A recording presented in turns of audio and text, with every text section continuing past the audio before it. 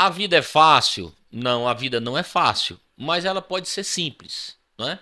Então, foi a partir desse tema que eu tive a ideia desse bate-papo. Eu sou professor de tecnologia há 22 anos e a gente tem percebido ali um certo receio das pessoas de aprender coisa nova, de se é, é, é, mergulhar nas informações, nas tecnologias.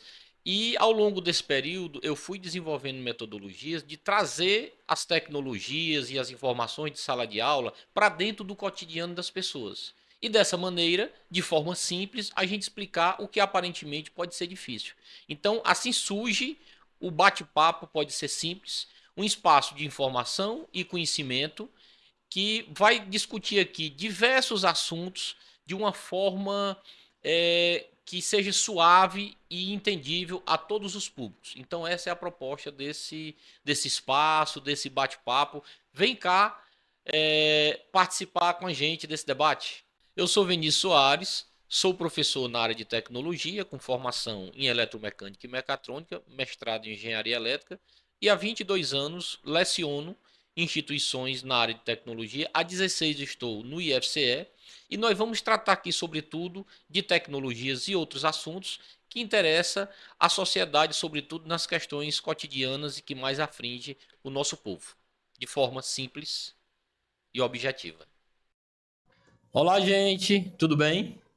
Bom, pessoal, hoje aqui no nosso bate-papo pode ser simples. Estamos contando aqui com a ilustre presença do deputado estadual do estado de São Paulo, Eduardo Suplicy, na oportunidade da visita dele ao Conjunto Palmeiras, aqui ao Palma Solar. E primeiro falar, Eduardo, da satisfação de tê-lo aqui, né? De recebê-lo aqui no Conjunto Palmeiras, nesse trabalho tão bacana aí, capitaneado pelo Joaquim. E que você pudesse falar, iniciar essa nossa conversa, é uma conversa rápida, falando sobre renda básica. Vinícius, com a maior satisfação, estamos visitando aqui, eu junto com a Mônica Dalari, o, o Banco Palmas e esse conjunto de empresas que vocês, de maneira solidária, criaram. E eu venho para, mais uma vez, aprender um pouco mais, porque eu já estive aqui outras vezes e cada vez eu aprendo mais com vocês e me entusiasmo pela causa que vocês têm defendido. Bem, a renda básica de cidadania refere-se ao direito de toda e qualquer pessoa, não importa a sua origem, raça, sexo, idade, condição civil ou socioeconômica, de participarmos pelo menos um pouco da riqueza comum de nossa nação através de uma renda que, na medida do possível, com o progresso do país, será suficiente para atender às necessidades vitais de cada pessoa. Mas como? Vai pagar a todo e qualquer pessoa, até ao João Joaquim de Mello, a você, a mim, ao Pelé, se fosse vivo, aos presidentes da República, sim. Só que os que temos mais, vamos colaborar para que nós próprios e todos os demais venham a receber. Que vantagens há em relação a um programa que foi criado pelo presidente Lula com tantos méritos como o Bolsa Família, que resultou da unificação dos projetos Bolsa Escola, Bolsa Alimentação, Auxílio Gás e Fome Zero, o cartão alimentação. Então, em outubro de 2003, mediante a sugestão do grupo interministerial, onde estava, por exemplo, Ana Maria Medeiros da Fonseca e outros,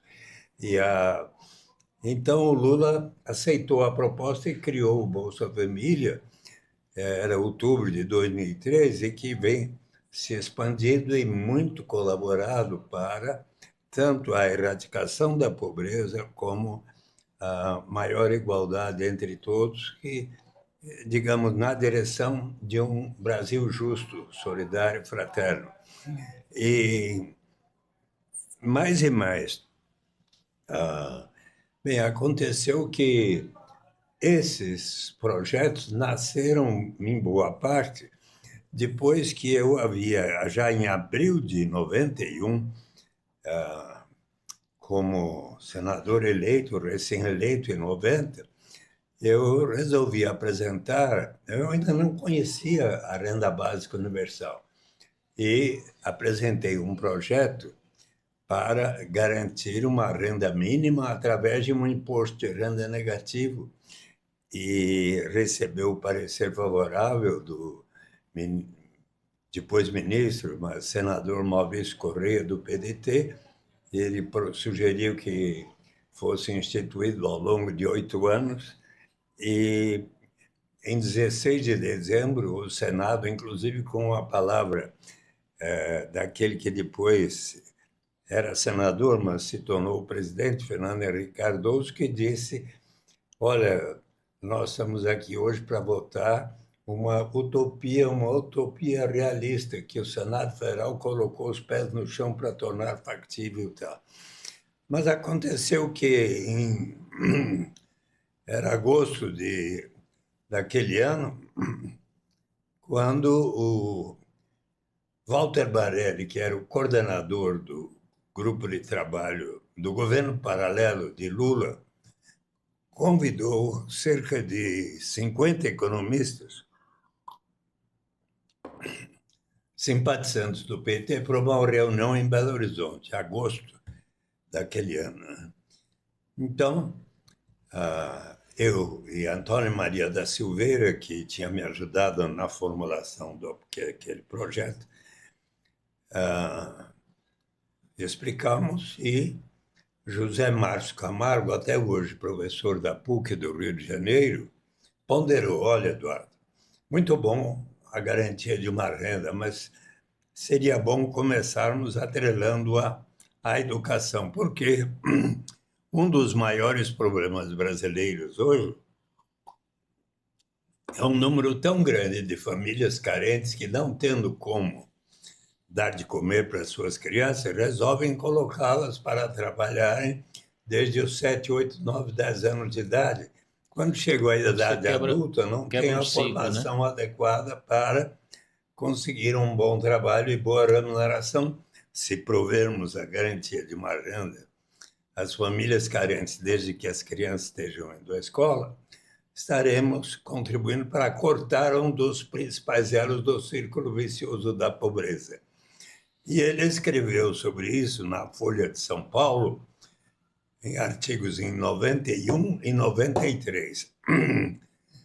Quando chegou 94 para 95, Cristóvão Buarque, eleito pelo PT governador do Distrito Federal, e José Roberto Magalhães Teixeira, prefeito do PSDB de Campinas, ambos iniciaram programa de renda mínima associados à educação. E então, isso teve boa, e inclusive porque diversos municípios como Mundo Novo, Caxias do Sul, Belém, Belo Horizonte e dezenas de municípios passaram a seguir aquele exemplo, e no Senado surgiram 3 projetos no Senado, 3 na Câmara, para que a União financiasse pelo menos 50% dos gastos dos municípios que adotassem programas naquela direção. E em 74, pela primeira vez, eu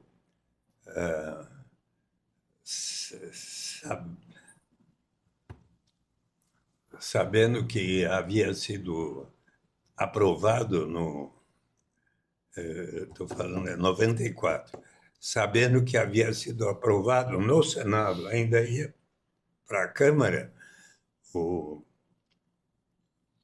projeto, eis que Felipe Vampares, o professor da Universidade Católica de Louvain, que criou a Basic Income, primeiro European Network, depois Earth Network, ele veio a São Paulo, ao Rio de Janeiro, fez inúmeras palestras e me convidou para o 5º Congresso Internacional da BIAN em Londres. E eu ali, então, conheci bem Philippe Van Parijs, Guy Stanning, Klaus Hoff e tantos economistas de diversas partes do mundo que são entusiastas da renda básica universal. E lá, mais e mais interagi com eles, e acontece que eu fiquei persuadido de que era melhor ainda do que o Bolsa Família. Uhum. E comecei a defender, e já em dezembro de 2001 apresentei um novo projeto para instituir uma renda básica universal a partir de 2005. Aí o relator da proposta, designada no Senado, Francelino Pereira, ex-governador de Minas, ex-presidente da Arena, então no PFL, disse a mim: olha, Eduardo, estou com 81 anos, não vou ser mais candidato, mas quero estudar bem a sua proposta. Em fevereiro de 2002, no Fórum Social Mundial de Porto Alegre, foi lançado o meu livro Renda de Cidadania, a saída é pela porta. Sabe por que a saída é pela porta? Não, deputado. Quando é que você acha que começou a proposta da renda básica? Gostaria de lhe dizer que acompanha a história da humanidade. 520 anos antes de Cristo, o mestre Confúcio, no livro das explicações e das respostas, observou que a incerteza ainda é pior do que a pobreza. E pode alguém sair de casa senão pela porta? É uma Maravilha. solução de bom senso. Eu posso depois, daqui a pouco eu vou falar de como pensadores ao longo da história foram colocando os fundamentos da renda básica. Então, em 96, novamente veio ao Brasil Philippe Van Parijs para palestras, e eu pedi uma audiência com o presidente Lula e Paulo Renato Souza, que era o ministro da Educação. E lá, Philippe Van Parijs disse: olha, presidente, o ideal é chegar um dia à renda básica universal, mas iniciar a garantia de uma renda associando as oportunidades de educação constitui um investimento em capital humano. E, a partir disso, Fernando Henrique deu o sinal verde para que eu e todos os partidos votássemos a favor do que veio a ser o Bolsa Escola, o Bolsa Alimentação e os demais.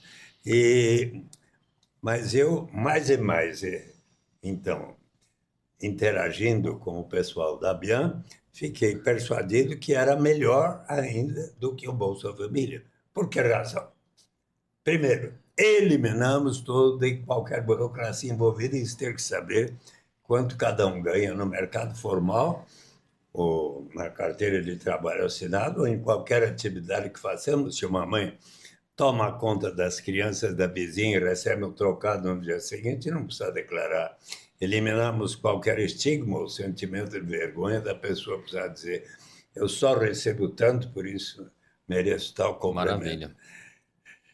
Eliminamos o fenômeno da dependência, que acontece que quando você tem um sistema que diz que quem não recebe até certo patamar tem direito a receber tal complemento, mas a pessoa está por decidir: vou ou não iniciar essa atividade que vai me render esse tanto, mas se eu fizer isso, receber esse tanto, e aí vem o governo e me retira o que eu estava recebendo naquele programa, eu talvez desisto e entre na armadilha da pobreza ou do desemprego. Mas se todos iniciarmos da renda básica em diante, sempre haverá o estímulo ao progresso. Será mesmo? Será que não vai estimular a ociosidade? Pensemos um pouco em nós, seres humanos, nas mulheres. Você não está olhando? As mulheres e nós, homens. Deputado, maravilha. Todos nós amamos fazer uma série de atividades, mesmo sem remuneração no mercado. Certeza. As mães, quando estão amamentando seus nenês, com todo amor, carinho, qualquer hora do dia, da noite, da madrugada. Nós, pais e mães, que estamos sempre ajudando, seja nas associações de bairros, aqui no bairro Palmeiras, em nas igrejas de todas as denominações, nos centros e diretórios acadêmicos.